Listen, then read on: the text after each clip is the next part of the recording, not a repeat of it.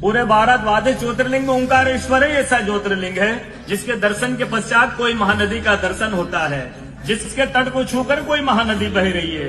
आप काशी जाएंगे गंगा जी दूर है, आप उज्जैन जाएंगे क्षिप्रा जी दूर है, आप सोमनाथ जाएंगे समुद्र है, लेकिन ओंकारेश्वर ही ऐसा ज्योतिर्लिंग है जिसके दर्शन के पश्चात कोई महानदी का दर्शन होता है। वो महानदी है रुद्रदेहाय विद्महे मैं कलकन्या धीमहि तन्नो नर्मदा प्रचोदयात्। भगवान शंकर की देह से पसीने के बूंद से निकली है माँ नर्मदा।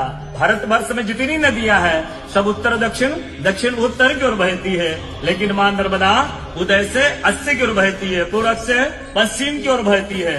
भारतवर्ष में जितनी नदियां हैं उसमें नर्मदा ही नदी ऐसी है जिनके जितने कंकर हैं सब शंकर है। नर्मदा पुराण में ये भी कहा गया है कि नर्मदा जल के स्पर्श होने से जो शिवलिंग निकलता है उसको डायरेक्ट ले जाके पूजा कीजिए, उनको प्रतिष्ठा की आवश्यकता नहीं है। नर्मदा जल स्पर्श होने से वो स्वयं प्रतिष्ठित हो जाते हैं। अयोध्या में राम लला जी की जब स्थापना की गई थी तो नर्मदा का 2.5 फीट का नर्मदा का शिवलिंग राम जी के साथ अयोध्या में स्थापित किया गया था। और कहा गया है कि रेवा तटे तबम कुर्यात मोक्षदायिनी गंगा। कलयुग में आपको तब करना है, नर्मदा किनारे जाइए, और मोक्ष करना है तो गंगा किनारे जाइए। रेवा तटे तबम कुर्यात मोक्षदायिनी गंगा। तो नर्मदा किनारे एक संत का, तपस्या संत का अनुभव बताता हूँ जो वर्षों से नर्मदा किनारे रहे। जब वो देखते हैं सुबह 3 से 4 बजे ब्रह्म मुहूर्त में एक कोई माई आती है, नर्मदा स्नान करके लौट जाती है।